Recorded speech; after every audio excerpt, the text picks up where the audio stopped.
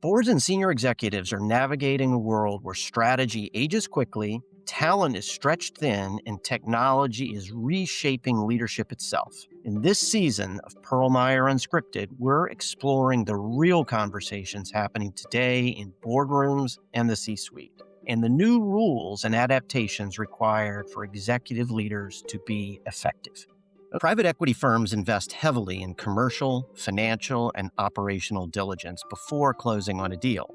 But one area remains under-examined until it's oftentimes too late: the human capital lineup itself. Leadership capability, talent, decision rights, and cultural dynamics are frequently assessed informally or deferred to post-close planning.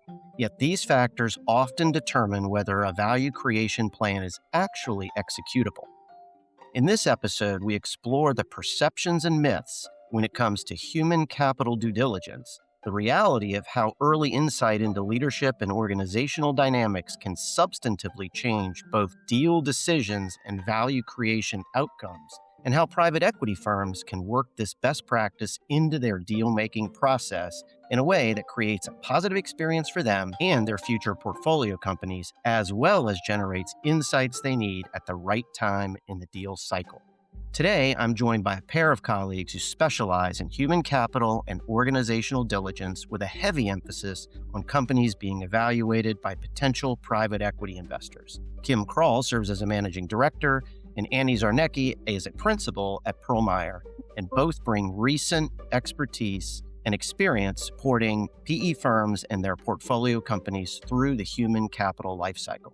This is really special to have you both here today. Thanks for your time. Thanks, David. Glad to be here. Thank you. So let's start with the premise for this discussion. Why is human capital due diligence underweighted pre-close in a PE context? And maybe what are some of the misconceptions or fears? It's a great question, David. We've heard the gamut, even from people who consider themselves to be the biggest proponents of talent. Probably the most common thing we hear boils down to fear. Fear of slowing down the deal in a competitive process. Fear of rocking the boat with the management team. Fear of adding another emotionally charged step when everyone's timeline is already compressed. These are all understandable instincts and concerns, but they're short-sighted ones because avoiding the conversation or closing your eyes really tightly doesn't make the risk disappear. It just means you find out about it after you've already signed.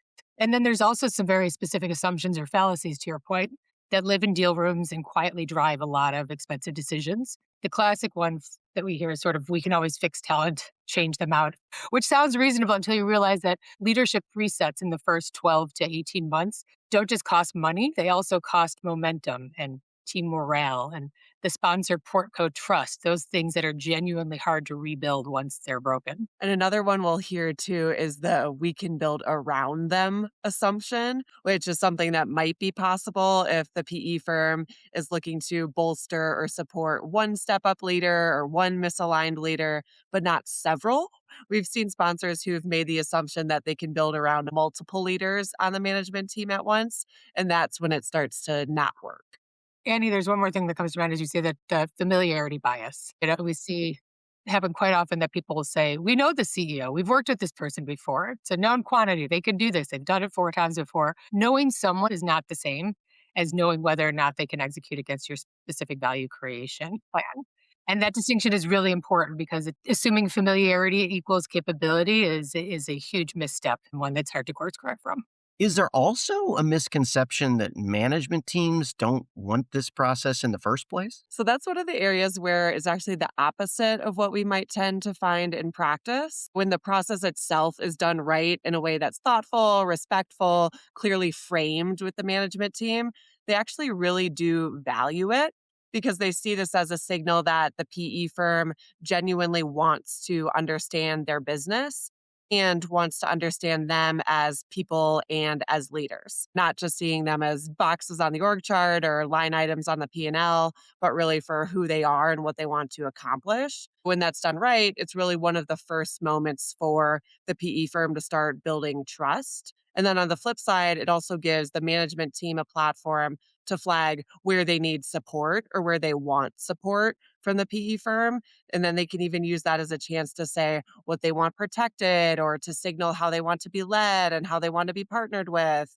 That can really be a useful data set to have on day one of ownership and a powerful signal to the team that they're being invested in by the PE firm.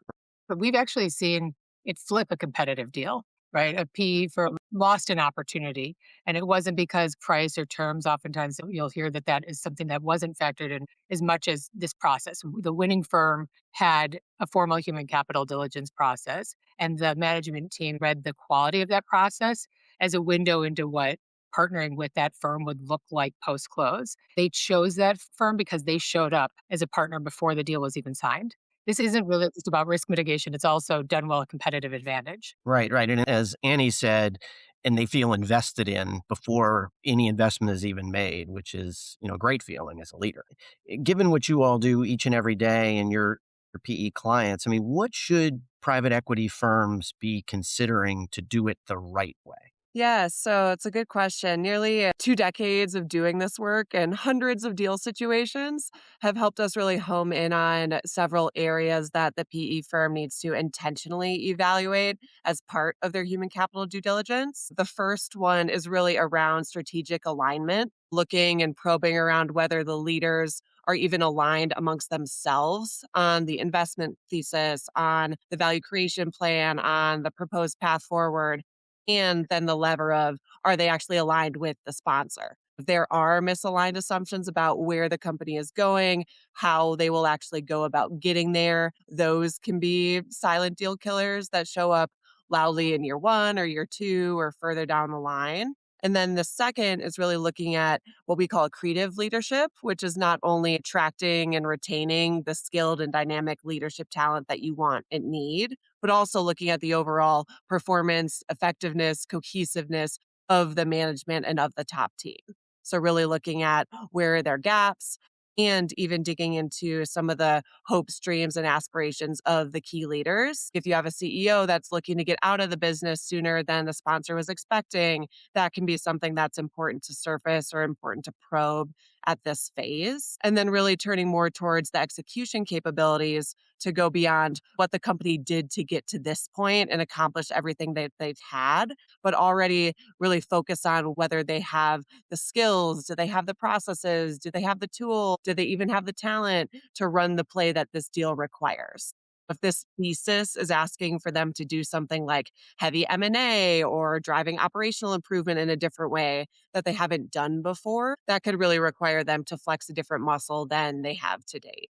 Or bolster the team in some other way, at least with the forethought, right? Yes, and that even ties into the cultural piece, which can tend to be one of the areas that gets underweighted.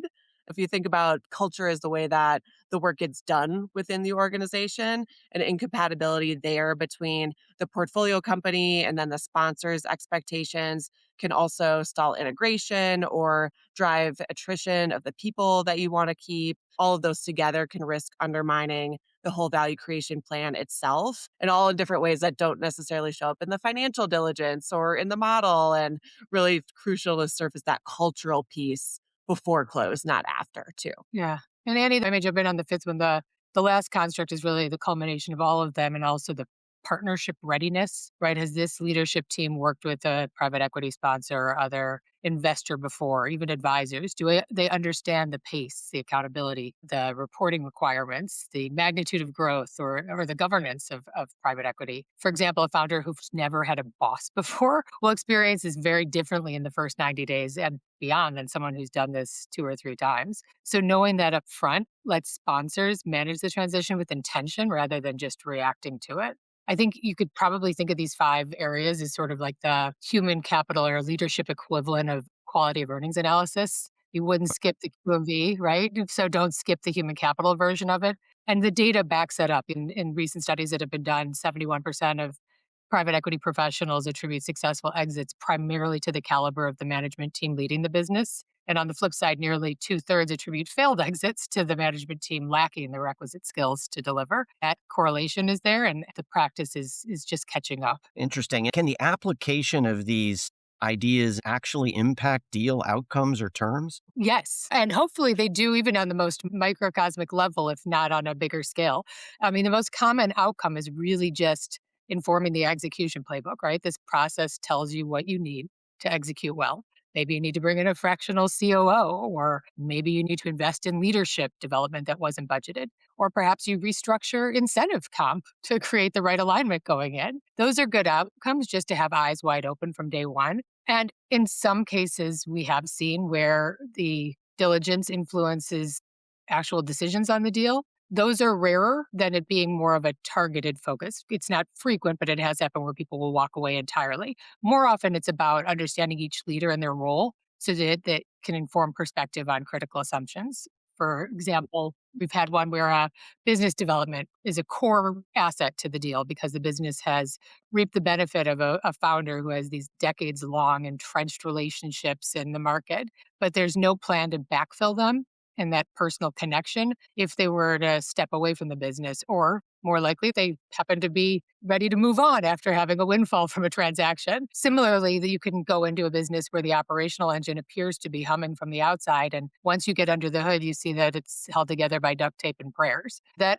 early diligence really is designed to surface those things before you buy the car. Bottom line, yes, we've definitely seen people go back and renegotiate terms, if not more, after diligence. And I'd add, too, that that's a much smarter framing, again, than the we can always fix it later, because fixing it later could mean you have a leadership reset in year one, which is both costly and time-consuming for the sponsor, or it could even recalibrate the time to exit if execution becomes more complicated or hits roadblocks, even in cases where the answer is this team needs investment to execute. Knowing that on day one is worth a great deal more than finding that out on month 18. Well, and it can be added to the deal economics, right? We know we're going to need to add a controller, or we know we're going to need to add a supply chain leader, whatever it may be. I think diligence process helps shine a bright light on that.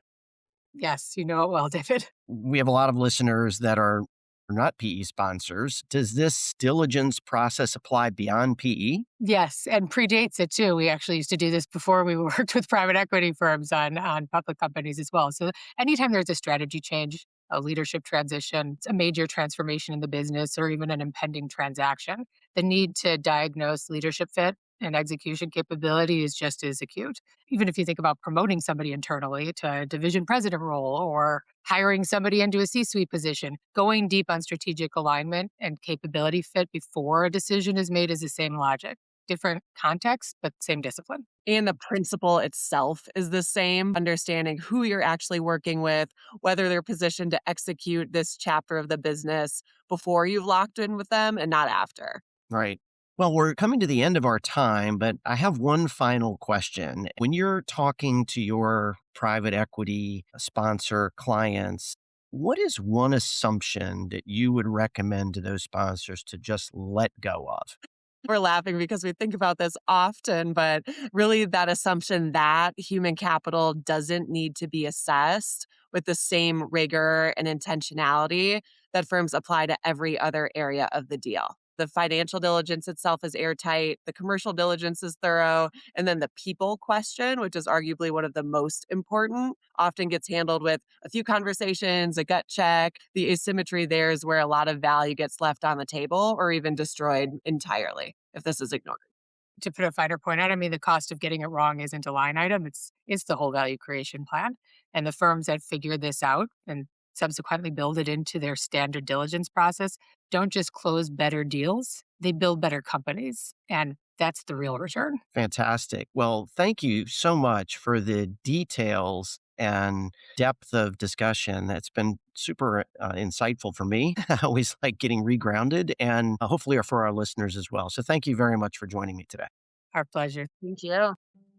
My thanks again to Kim and Annie for such a thoughtful conversation on the importance of human capital in the private equity due diligence process. On our next episode, which is our season finale, we'll turn to another role that can have an outsized impact on value creation, the portfolio company's CFO. I'll be joined by my colleague Vamsi Tatali, and we'll explore how the demands on this role have evolved beyond financial stewardship alone, and why today's private equity CFO must balance strategic partnership with capital discipline in a far more complex operating environment. I hope you'll join us for this last episode.